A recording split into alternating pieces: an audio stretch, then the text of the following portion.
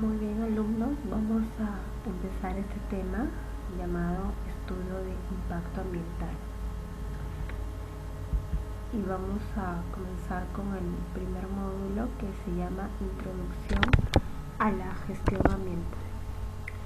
Y vamos a comenzar así, con un poco de qué se trata la historia de la gestión ambiental. Entonces tenemos datos que hasta la primera mitad de la década de 1970 las empresas no consideraban la variable medioambiental en su proceso de producción. En efecto, los daños producidos al medio ambiente por una organización no eran tenidos en cuenta por la misma tanto a nivel ambiental como sobre todo a nivel económico, por lo que ésta no tenía motivos para dejar de dañar al medio. Entonces, se puede decir que la crisis del petróleo de 1973 tuvo consecuencias positivas acá, en tanto que además de fomentar una vuelta a la diversificación energética, dada la precariedad de las reservas de petróleo, se empezaba a reconocer el crecimiento de impacto medioambiental generado por las sociedades industrializadas y especialmente por la quema de los combustibles fósiles, que en un futuro no muy lejano sabemos que se pueden agotar, Entonces, el impacto ambiental sobre nuestro planeta, ocasionado hoy día por la manipulación y la transformación de las distintas fuentes de energía convencionales, claro, ha generado un nuevo marco, diferente al que se produjo hace ya más de 35 años durante la crisis energética del petróleo de 1973. Entonces, el calentamiento global de la Tierra, producido por la emisión de CO2, de dióxido de carbono, a la atmósfera, el agujero de la capa de ozono y la difícil solución al tratamiento y almacenaje de los residuos radiactivos, han proporcionado una mayor concienciación en las sociedades industrializadas. Estas, a través de sus gobiernos, emiten y promulgan leyes en el sector energético que son cada vez más restrictivas en cuanto a criterios medioambientales, y esto es lo que permite atisbar un principio de concienciación hacia lo que se ha dado en llamar un desarrollo sostenible.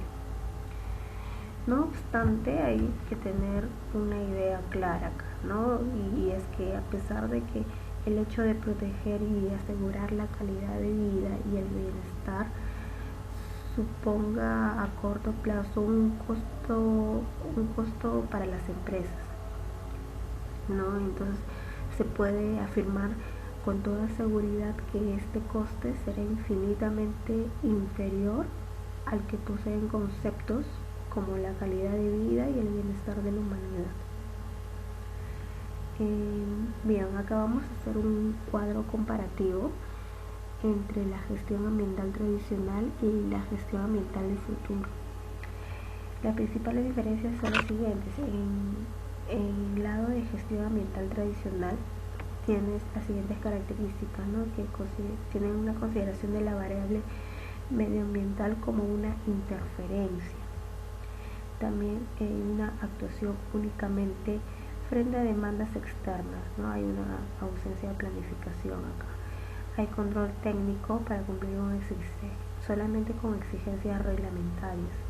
Hay una posición defensiva frente a exigencias de partes interesadas y hay una ausencia de información. En cambio, cuando vemos la gestión ambiental del futuro, hay una planificación medioambiental para prevenir la contaminación, hay consideración del medio ambiente como un factor estratégico más de la empresa, hay una consideración de la actividad medioambiental como un factor económico de desarrollo de competitividad, y hay una consideración de la actividad medioambiental como elemento de oportunidades. En ese sentido, una política ambiental bien concebida puede ayudar acá a reducir costos mediante ahorros de energía y materias primas, y a generar beneficios marginales por la comercialización de los residuos, además de llegar a unos segmentos de mercado especialmente rentables. Entonces, acá resulta obvio que para que la actividad de una empresa resulte más eficiente, la introducción de criterios ambientales se ha de hacer a través de sus procesos de producción.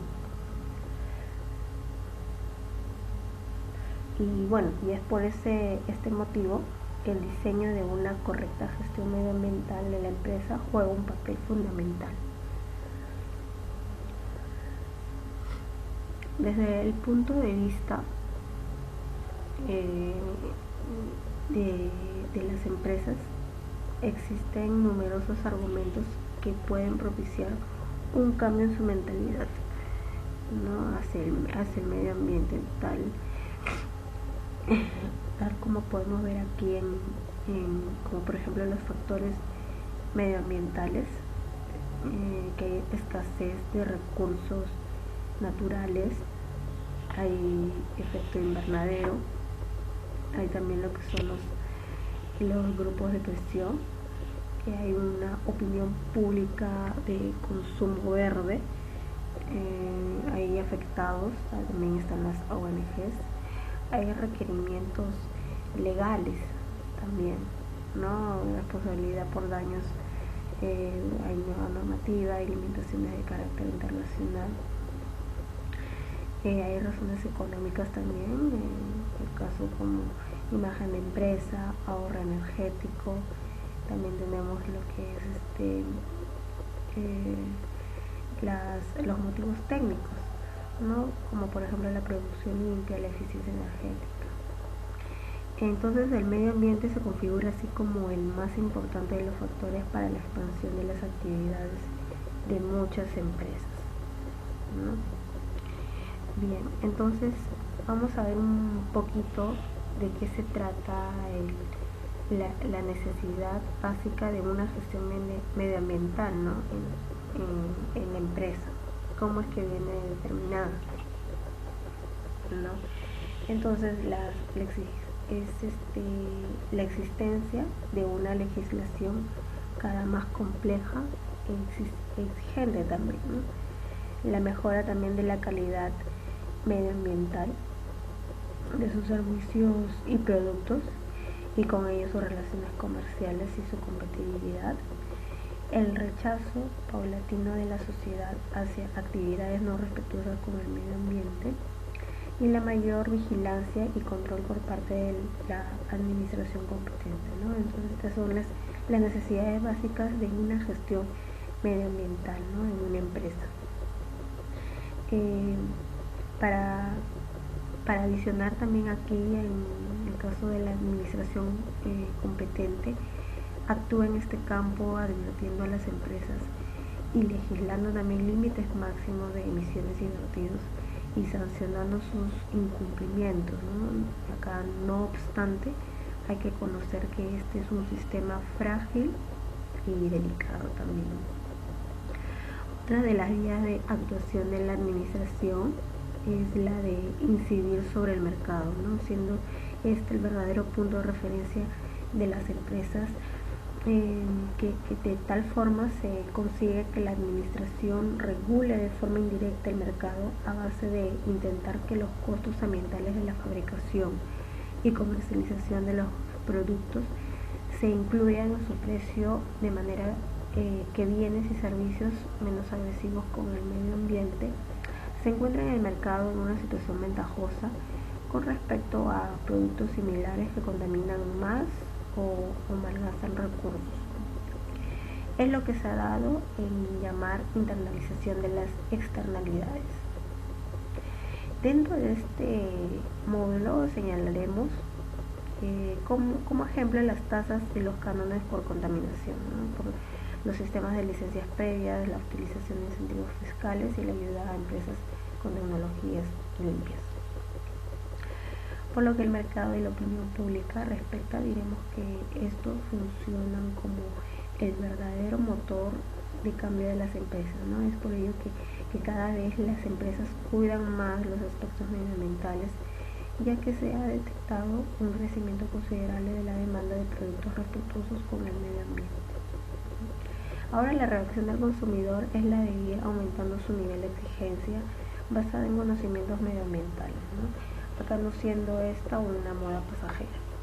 Los consumidores más activos en este sentido son los que poseen un poder adquisitivo superior, ¿no? Y es el segmento de mercado que marca la tendencia que más tarde influenciará al resto de la sociedad. Entonces, ante estas demandas, la empresa debe tomar una posición clara y decidir qué criterios seguir y cómo actuar. Ahora veamos un poco más qué nos dice el marco legal con respecto a la gestión ambiental. Según la Política General del Medio Ambiente, nos dice que la gestión ambiental es un proceso permanente y continuo que está constituido por el conjunto estructurado de principios, normas técnicas, procesos y actividades orientadas a administrar los intereses, las expectativas y los recursos relacionados con los objetivos de la política ambiental y alcanzar así una mejor calidad de vida, ¿no? y el desarrollo integral de la población. Acá el desarrollo de las actividades económicas y la conservación del patrimonio ambiental y natural del país. Entonces, la gestión ambiental se rige por los principios establecidos en esta ley y en las leyes y otras normas sobre la materia, ¿no? Que lo vamos a ver a continuación, cuáles son esos principios de que nos está hablando esta ley. Comencemos primero por el principio de la sostenibilidad. La gestión del ambiente y de sus componentes, así como el ejercicio y la protección de los derechos que establece esta ley, que es la ley 28611, la Ley General del Ambiente, se sustenta en la integración equilibrada de los aspectos sociales, ambientales y económicos del desarrollo nacional, así como en la satisfacción de las necesidades de las actuales y las futuras generaciones. El siguiente principio es el de la prevención. La gestión ambiental tiene como objetivos prioritarios prevenir, vigilar y evitar la degradación ambiental. Cuando no sea posible eliminar las causas que la generen, se adoptan las medidas de mitigación, recuperación, restauración o eventual compensación que corresponda. El siguiente principio es el principio precautorio. Acá, cuando haya peligro de daño grave o irreversible, la falta de certeza absoluta no debe utilizarse como razón para postergar la adopción de medidas eficaces y eficientes para impedir la degradación del medio ambiente. El siguiente principio es el del principio de la internalización de los costos. Acá nos dicen que toda persona natural o jurídica, pública o privada, debe asumir el costo de los riesgos o los daños que genere sobre el medio ambiente. Acá el costo de las acciones de prevención, la vigilancia, la restauración, también la rehabilitación, la reparación y la eventual compensación relacionadas con la protección del ambiente y de sus componentes de los impactos negativos de las actividades humanas, debe ser asumido por los causantes de dichos impactos. Del principio de la responsabilidad ambiental. El causante de la degradación del ambiente y de sus componentes, sea una persona natural o jurídica, pública o privada, está obligado a adoptar inexcusablemente las medidas para su restauración, rehabilitación o reparación, según corresponda, o cuando lo anterior no fuere posible, a compensar en términos ambientales los daños generados, sin perjuicio de otras responsabilidades administrativas, civiles o penales a que hubiese lugar.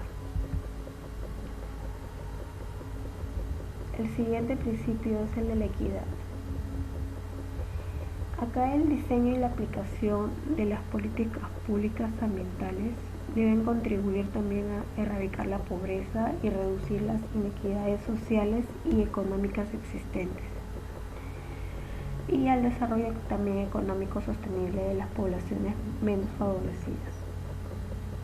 En tal sentido, el Estado podrá adoptar, entre otras políticas o programas de acción afirmativas, entendidas como el conjunto coherente de las medidas de carácter temporal dirigidas a corregir la situación de los miembros del grupo al que están destinados, ¿no? en un aspecto o en varios de su vida social o económica, ¿no? Esto con la finalidad de alcanzar la equidad efectiva. Sigamos con el principio de la gobernanza ambiental. Acá el diseño y la aplicación de las políticas públicas ambientales se rigen por el principio de gobernanza ambiental. Esto que conduce a la armonización de las políticas, a las instituciones, normas, a los procedimientos, herramientas e información de manera tal que sea posible la participación efectiva e integrada de los actores públicos y también los privados, ¿no?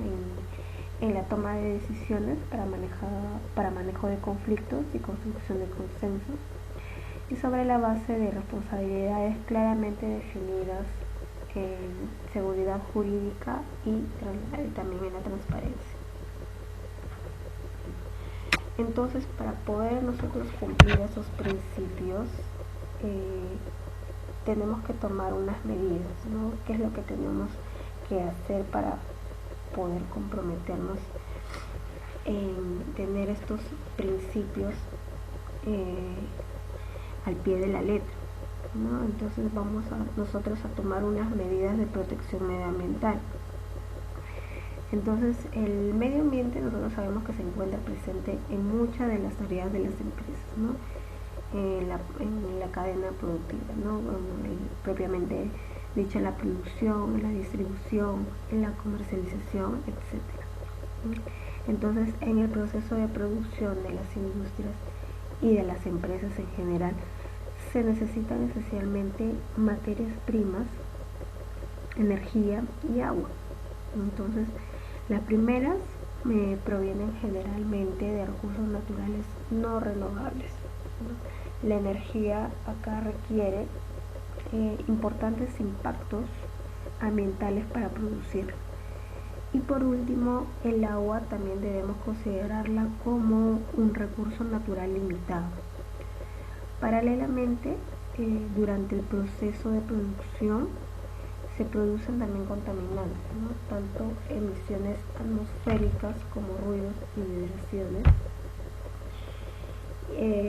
entre otros residuos, ¿no? Y también aguas residuales.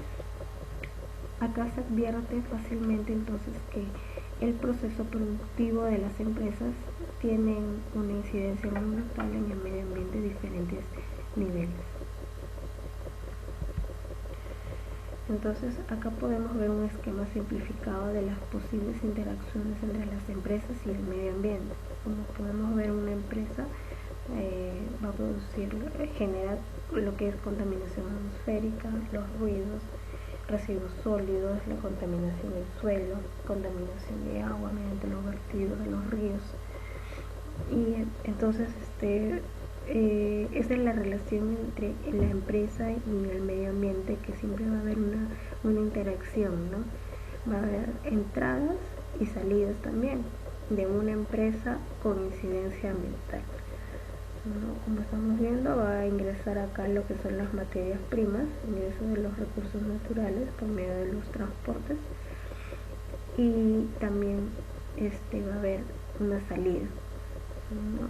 Donde el cual ya están llevando los productos después de haber sido elaborados en la empresa, y que también genera un impacto ambiental, ¿no? Entonces, la despreocupación de la empresa por los impactos que su actividad venía produciendo en el entorno, esto se ha hecho patente tanto a nivel de consumo de los recursos naturales como de contaminación producida, ¿no? Tal y como se ha mencionado actualmente, esto está cambiando y se hace necesario que las empresas se preocupen por el medio ambiente, ¿no? y adopten las medidas necesarias para ahorrar al máximo el consumo de recursos y contaminar menos, ¿no? Claro está, todo ello manteniendo el mismo nivel de competitividad.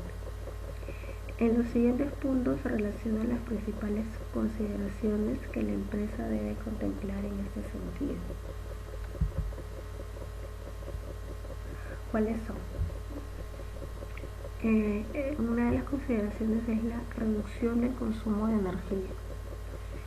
Acá la energía es un elemento esencial para el funcionamiento de las empresas. Sin embargo, su obtención, sea de la forma que sea, conlleva un impacto ambiental importante. La producción de electricidad se realiza tanto mediante centrales térmicas como instalaciones hidroeléctricas o nucleares. Las primeras queman carbón o petróleo y contaminan la atmósfera con grandes cantidades de CO2, lo que supone un aumento considerable de la temperatura de la Tierra y un incremento del efecto invernadero. La segunda produce un elevado impacto paisajístico y medioambiental con sus embalses. Y finalmente las nucleares implican la producción de un residuo altamente radioactivo que hay que gestionar. Las medidas para reducir el consumo de energía en las empresas son muy variables e implican diferentes costos.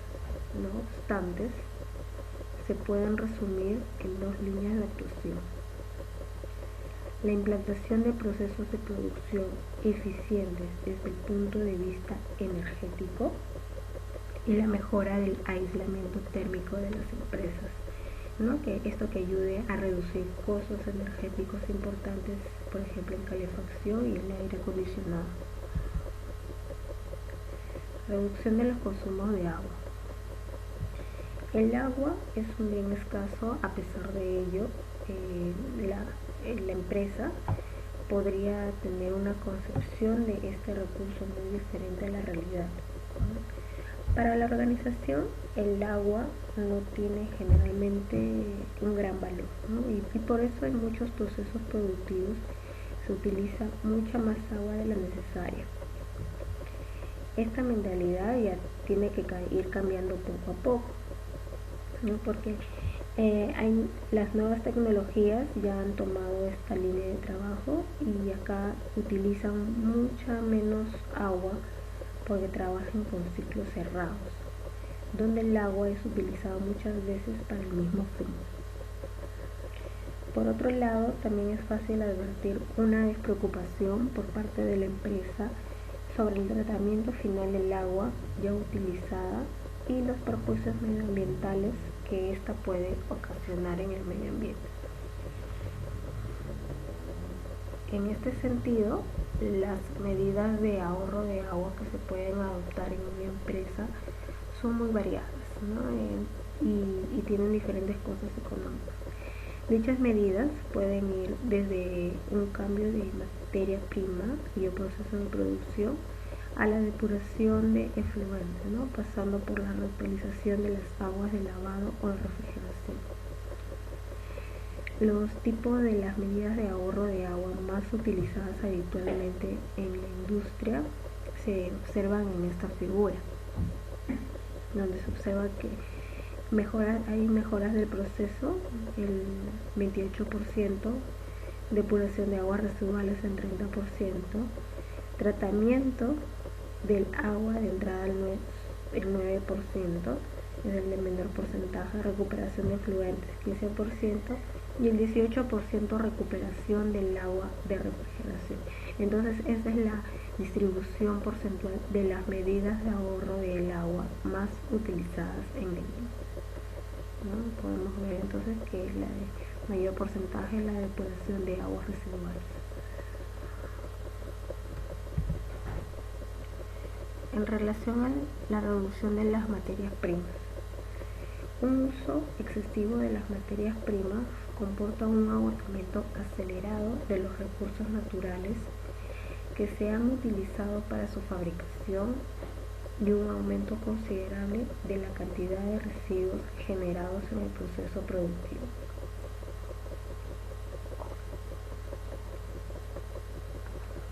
La reducción de materias primas se puede conseguir de diferentes maneras. A. Rediseño del producto, de manera que éste necesite una menor cantidad de materias primas, menos tóxicas o una inferior demanda de energía para su obtención. B.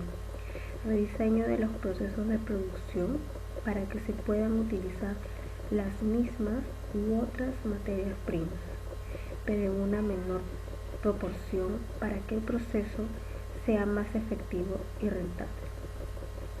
Acá la reducción de materias primas trae consigo también una reducción de los residuos generados. C. Evitando la generación de productos defectuosos, aplicando un sistema de calidad y buenas prácticas. Esto que consigan disminuir la proporción de residuos y por consiguiente la de materias primas. Y por último, cambiando la materia prima por subproductos de otros procesos de fabricación, de manera que se valoricen los residuos y se ahorren materias primas. Acá en esta figura podemos ver un ejemplo de buenas prácticas en la industria del tratamiento de las superficies de las piezas metálicas, ¿no? Acá, por ejemplo, se ve de que se trata de la sustitución del baño de zinc cianurado por otro exento de esta contaminante durante el proceso del recubrimiento de la pieza. Entonces ahí vemos de que hay en el lado izquierdo la diferencia de aguas residuales cianuradas, se realiza un método de depuración, ¿no? Entonces hay vertimiento de aguas y también hay generación de fangos, pero estas aguas están conteniendo cianuros, ¿no? Dentro de cuando se realiza un proceso dentro de lo normal, ¿no? En el lado derecho vemos de que hay una cuba auxiliar que ha agregado, y entonces estas aguas residuales ya no se encuentran cianuradas, ¿no? Entonces ahí va a ser el impacto ambiental mucho menor, ¿no? Una contaminación mucho menor en porcentaje, ¿no? A comparación de que si no se implementa alguna medida para poder mitigar esta contaminación, ¿no? Este es un ejemplo de adopción de unas buenas prácticas en la industria. Gestión correcta de los residuos, ¿no? Una correcta gestión de los residuos industriales tienen que considerar los siguientes objetivos. La primera es la minimización, que es el mejor residuo, es el que no se produce. Para ello es aconsejable la utilización de tecnologías limpias en nuestro proceso productivo. Entonces este es un instrumento importante para que nuestra empresa gane en competitividad. Luego tenemos la valorización. Con ella se alarga la vida útil de los recursos naturales, ya que gran parte de los recursos naturales utilizados en el proceso productivo retornan nuevamente a este proceso. Acá la valorización se consigue mediante la reutilización, la regeneración y el reciclaje. También tenemos la deposición. Pese a todos los esfuerzos para minimizar y valorizar los residuos, siempre hay una fracción de residuos que no se puede suprimir del todo. Esta fracción, llamada rechazo, tiene que ser tratada y depositada de forma correcta mediante tratamientos físico-químicos, como la incineración o un vertido controlado. Entonces nosotros sabemos que en todos los procesos productivos se utilizan recursos naturales y energía. que se transforman a su vez en productos y residuos, ¿no? Entonces, hasta hace poco los residuos producidos carecían de interés y de valor económico. Sin embargo, esta concepción ha ido cambiando hasta llegar a considerar a algunos residuos como subproductos, ¿no? Es decir, como recursos o materias primas para otros procesos productivos. Acá la gestión óptima de una empresa ha de incluir, por lo tanto, la gestión de sus residuos, ¿no? Entonces se entiende como gestión, eso para aclararlo, la recogida, el almacenaje, la valorización, el tratamiento, el rechazo y la comercialización de los residuos procedentes de un proceso productivo. A modo de ejemplo, en esta figura se establecen los pasos a seguir para una correcta gestión de los residuos procedentes, en este caso, de la construcción. Si tenemos acá los residuos a gestionar, tenemos que preguntarnos si son tóxicos y peligrosos. Si la respuesta es sí, va a tener un tratamiento separado. Y si la respuesta es no, vamos a hacernos la siguiente pregunta: ¿se puede reutilizar ese residuo? Si la respuesta es sí, entonces vamos a utilizarlo como elementos de construcción para vigas, tablones.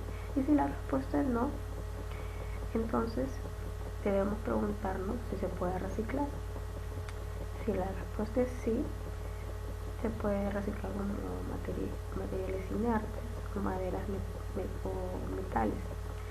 Y si la respuesta es no, preguntarnos si pueden dar energía. Si la respuesta es sí, se va a realizar la incineración como aprovechamiento energético. Y si la respuesta es no, cuando se puede tener otra finalidad, otro uso, si la respuesta es de que sí, entonces puede irse a un vertedero controlado. Entonces, estos son los criterios para una correcta gestión de los residuos procedentes del área del sector construcción.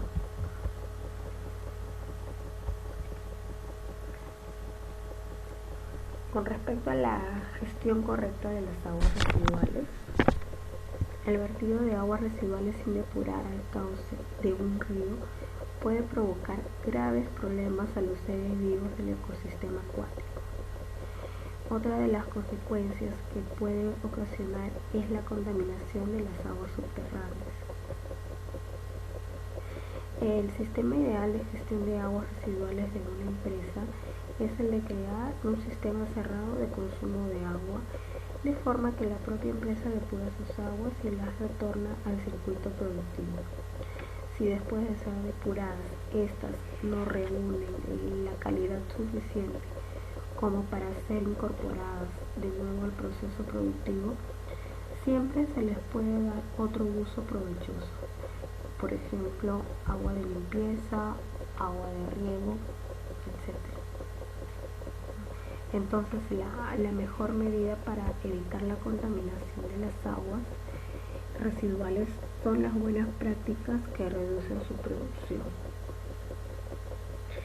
En esta figura se ilustra el proceso de tratamiento físico-químico de las aguas residuales de una industria genérica.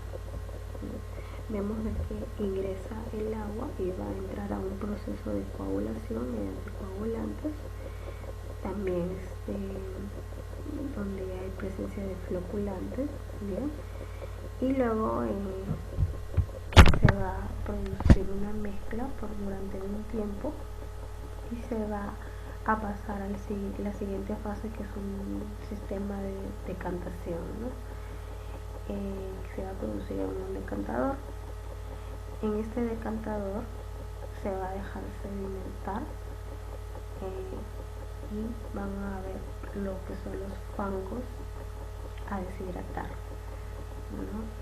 Estos fangos se van a dirigir a un vertedero, ¿no? Cada cierto tiempo se va a separar estos fangos para que no se acumulen y no sean arrastrados junto con el agua tratada, ¿no? Esta agua tratada va a continuar el ciclo cerrado y se va a utilizar, como comenté, para aguas de riego, agua para limpieza, ¿no? Entre otros usos, ¿no? Y bueno, y en este sistema de decantación también va a haber un retorno de agua, ¿no? De la circulación que va a ingresar nuevamente a realizar el circuito, ¿no? El tratamiento del agua. Gestión correcta de los humos. La correcta gestión de las emisiones de humos y partículas a la atmósfera empieza por controlar el origen de la emisión. Esto es realizando mediciones y seguimientos periódicos de las mismas. Debido a que la principal fuente de generación de gases es la quema de combustibles fósiles, la medida preventiva más eficaz es el cambio de este tipo de combustibles por otros más limpios, ¿no? Así como utilizar siempre que sea posible las energías renovables y alternativas. Acá en esta imagen vamos a ver en porcentaje los orígenes antropogénicos de la emisión del dióxido de azufre. Vemos que la mayor cantidad de las emisiones de este gas son de las plantas de energía, con un 65%. Luego le siguen lo que son otras combustiones con el 18%, hay otros procesos industriales con el 13%, el sector transporte con un 3% y otras actividades con el 1%. Gestión correcta de los ruidos. La exposición diaria a niveles de ruido provocados por maquinaria industrial, herramientas de trabajo ruidosas, aparatos eléctricos, etc., es uno de los temas que tienen una mayor consideración en cualquier estudio de seguridad e higiene en el trabajo. Sin duda, acá las medidas a tomar para controlar la contaminación acústica pasan por un cambio de tecnologías más receptivas en este ámbito y el aislamiento acústico de los emisores de ruido, ¿no? Acá se ilustra un ejemplo de la disposición de un absorbedor acústico de membrana. Esto es para la atenuación del sonido producido por los altavoces. Análisis del ciclo de vida de los productos. Los productos obtenidos a partir de un proceso de fabricación deben de estar en todo momento en concordancia con el medio ambiente. Desde la fase de elección de las materias primas, pasando por la etapa de fabricación, distribución, utilización y finalmente aprovechamiento último como residuo. En esta etapa debe priorizar su reutilización o reciclaje antes que su aprovechamiento energético o traslado a un vertedero controlado. Entonces, el análisis del ciclo de vida de un producto se define como un proceso sistemático de evaluación de los impactos ambientales que son atribuibles a un producto, proceso o actividad durante todo su ciclo de vida, desde su concepción hasta su eliminación.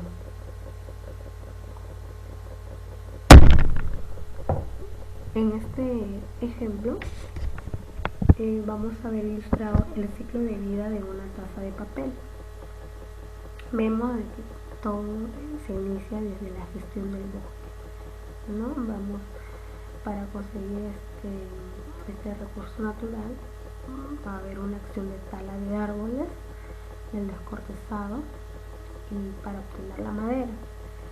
Al obtener la madera, haber una transferencia de la pulpa. Después eso va a hacer pasar por un proceso de blanqueo, después de refinado, para producir el papel. Enseguida va a haber un recubrimiento con film y después se van a fabricar las tazas, ¿no? Propiamente dichas, que esas van a ser usadas por el consumidor. Finalmente estas tazas van a recabadas como un residuo, ¿no? Entonces que tenemos que gestionarlo, ¿no? Después ese paso sería gestión del residuo para luego llegar al vertido final.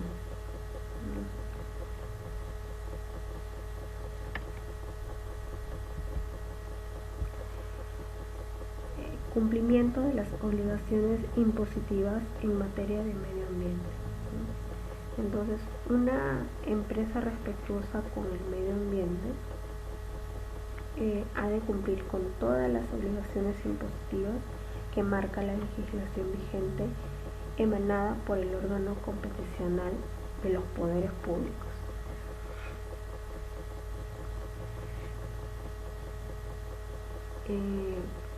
Para citar un ejemplo, acá, por ejemplo, en otro país, vamos a citar, ¿no? Las obligaciones más importantes para las empresas en el Estado español en materia de autorizaciones, licencias y tasas relacionadas con el medio ambiente son, ¿no? La licencia de actividad clasificada que expide el ayuntamiento previo informe vinculante de la Comisión Territorial de Actividades Clasificadas, la autorización de vertido de aguas residuales que emite la administración titular del colector donde se conecta, la declaración de la carga contaminante al organismo competente, la Junta de Saneamiento o el que proceda en cada autonomía para determinadas actividades, y alta en el registro de productores de residuos industriales, ¿no? En la Junta de Residuos o en el organismo competente en cada autonomía, y efectuar la declaración anual de los residuos industriales. Bien, ahora vamos a ver lo que es una implantación de un sistema de gestión ambiental. Lo vamos a tocar también dentro del estudio de impacto ambiental porque forma también parte de una de las herramientas, ¿no? Para poder llegar al objetivo, ¿no? Una implementación de un sistema de gestión ambiental tiene que tener un sólido estudio de impacto ambiental, ¿no? Con buenas bases técnicas. Entonces, es por eso que los vamos a mencionar en este módulo. Entonces, algunos de estos instrumentos ya han sido mencionados antes, ¿no? Primero, que es la utilización de las tecnologías limpias, ¿no? Que esto que permitan una minimización del uso de recursos naturales y una minimización en la producción de residuos. Luego también está el análisis del ciclo de vida de los productos, la internalización de los costos de protección ambiental y los sistemas de gestión y las auditorías ambientales. Entonces, la mejor forma de conseguir que una empresa sea respetuosa con el medio ambiente es concienciando a todos sus integrantes de tal forma que todos velen por la protección y la conservación del medio ambiente. Entonces, el siguiente paso consistirá en proporcionar a la empresa los instrumentos y las soluciones que en la actualidad se contempla dentro del punto de vista de la eficiencia, ¿no? Y uno de esos instrumentos es el estudio de impacto ambiental.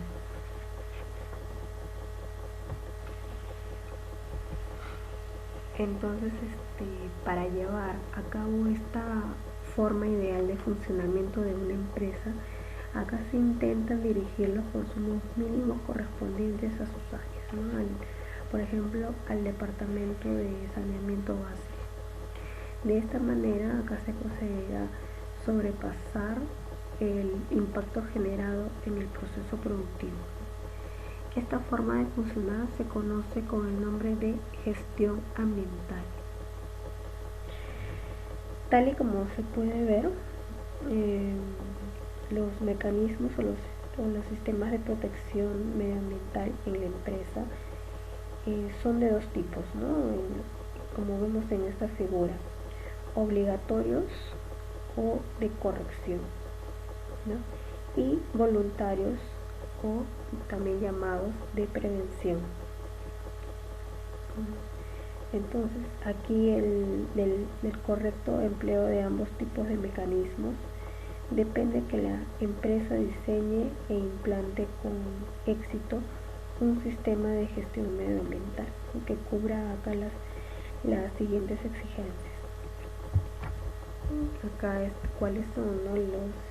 Las exigencias son un profundo conocimiento de la problemática y las especificaciones de la empresa. La implantación debe ser también soportable para la empresa, por la empresa. La implicación del personal y todos los departamentos. La optimización del mayor número posible de recursos. El avance en un proceso de mejora continua.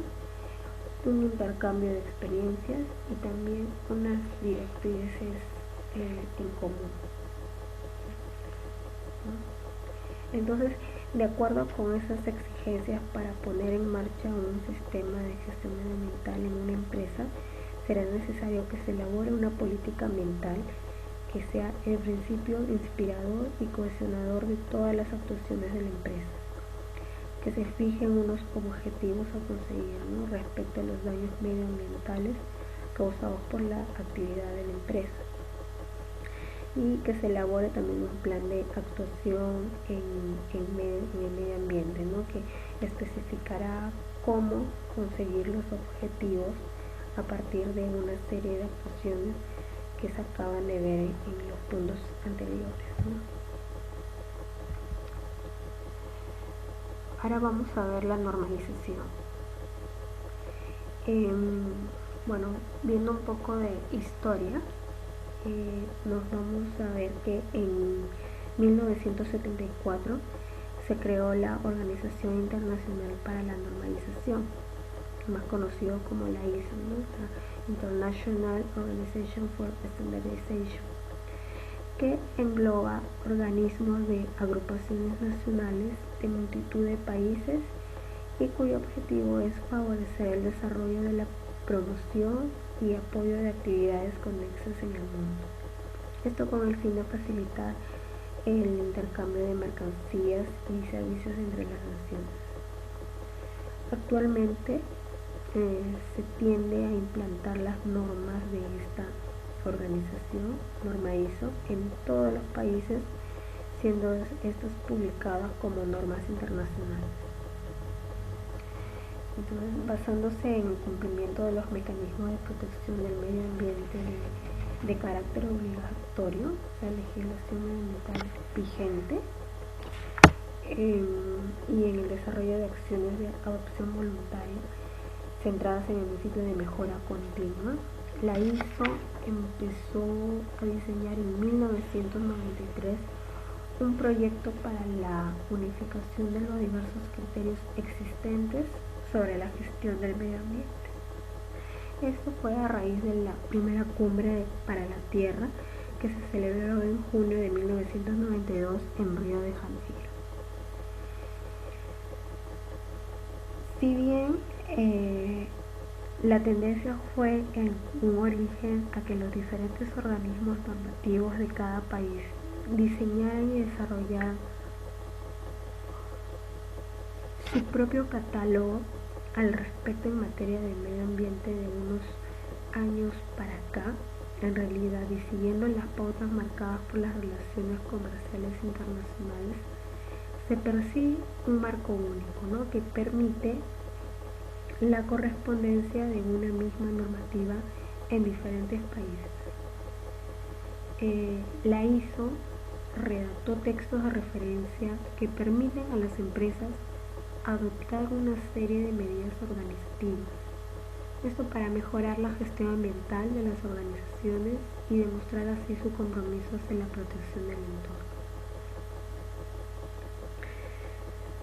Bien, entonces los objetivos genéricos que persigue la creación de cualquier norma de estas características son muchos, y algunos de ellos pueden ser los siguientes, ¿no? Establecer un denominador común, crear simplicidad, armonizar diversas prácticas, racionalizar y optimizar los procesos productivos a través de hacer compatibles los aspectos técnicos con los consiguientes ventajas económicas, el servir de medio de comunicación proveedor-cliente, también brindar seguridad, salud y protección de la vida en procesos productivos y productos, unificar el lenguaje para intercambios comerciales, mejorar la transparencia comercial y eliminar también la mala competencia. Entonces, no obstante, los sistemas de gestión medioambiental pueden presentar importantes diferencias entre sí por el hecho de estar basados en el seguimiento de las normas y reglamentos ambientales diferentes, ¿no? con diferente compromiso ambiental y por haber sido emitidos por organismos de normalización con diferente marco competencial, ¿no?